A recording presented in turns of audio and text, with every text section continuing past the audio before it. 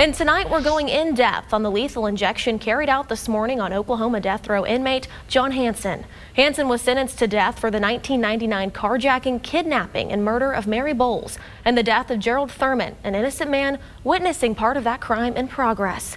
In-depth anchor Rick Marinon was at the state penitentiary in McAllister and heard from family members who say getting to this day took too long. The lethal injection process usually takes 15 to sometimes 20 minutes. For John Hansen here today at the state pen, it only took 10 minutes from the time he spoke his last words to when he was declared officially dead. He didn't say much for his last words, but John Hansen mentioned forgiveness and then wished everyone peace. It was good to hear some remorse. That was peaceful and comforting too, a little bit.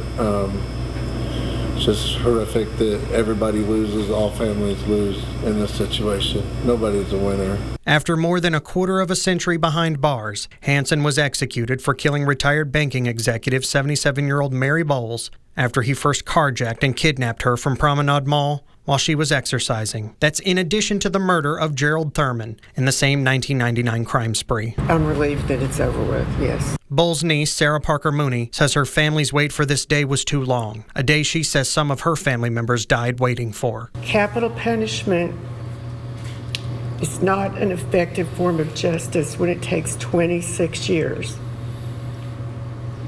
Respectfully, if the state is going to continue to execute individuals, a better process is needed.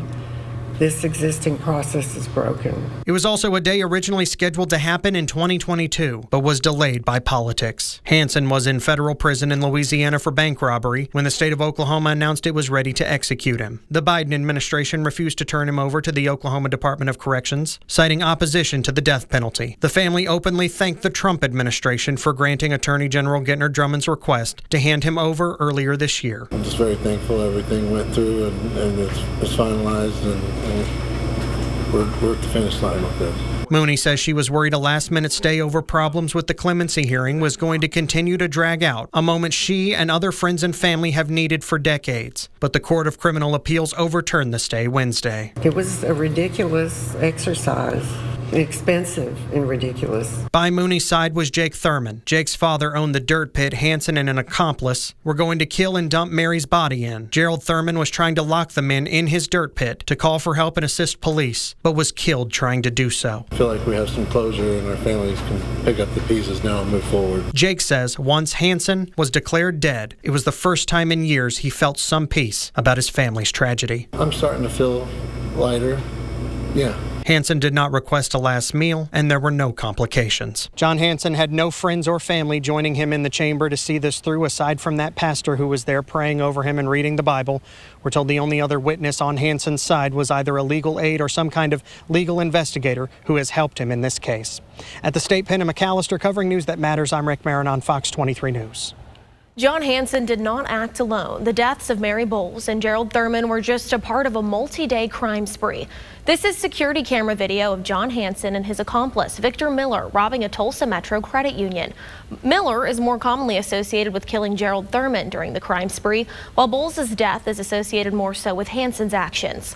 Miller was originally also sentenced to death, but later, during an appeal, the sentence was commuted to life in prison without parole just for Miller. Miller remains in the Oklahoma State Reformatory in Granite in southwestern Oklahoma. And it's very likely that had Donald Trump not won last fall's election, John Hansen would not only be alive right now, but he would still be in prison in Louisiana for bank robbery. Once Trump took office and his administration was in place, that's when the request to bring Hansen to Oklahoma for execution was refiled and processed. We spoke with Attorney General Gentner Drummond back in February about getting this case carried out. But I'm confident that his clemency request will be denied and he will be executed sometime in May. Have you spoken to the family about the balls rolling? Yes, we have. I have, and my victims advocate staff has. Are they relieved?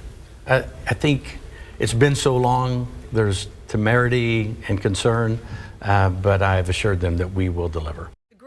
Drummond says U.S. Attorney General Pam Bondi was more than willing to turn over Hansen to the state of Oklahoma for execution when it was asked shortly after she started her role as AG. After Hansen's execution today, Department of Corrections Director Stephen Harp said the speed of which Hansen was brought to Oklahoma and executed shows they were ready for this to happen for a while. Hansen just simply needed to be brought to Oklahoma for the sentence to be carried out. Harp says it was the fastest execution he's seen in his time leading the agency. And this week was a busy week for executions across the country. Hansen's death is the fourth lethal injection happening this week. On Tuesday, Alabama put Gregory Hunt to death for murdering a woman. The same day, Florida executed Anthony Wainwright for the murder of another woman. Then you had John Hansen's execution today in McAllister. On Friday, Stephen Stanko is scheduled to be put to death in South Carolina for murdering two people and attempting to kill the teenage daughter of one of his victims. While a string of executions is not unusual, this one comes amid a national uptick in executions as President Trump calls for the death penalty's expansion. And there are 28 inmates on Oklahoma's death row, including one woman who's housed at a women's prison for her safety. Next up is Tremaine Wood. His execution date has not yet been set, but we're told the paperwork will be filed soon to have him executed sometime this coming fall. Wood is facing execution over the fatal stabbing of a migrant farm worker from Montana during a robbery at an Oklahoma City motel in January of 2002. Wood and his attorneys filed new complaints in court, complaining that new evidence shows prosecutors lied about their deal with the key witness against him. We will continue to follow this.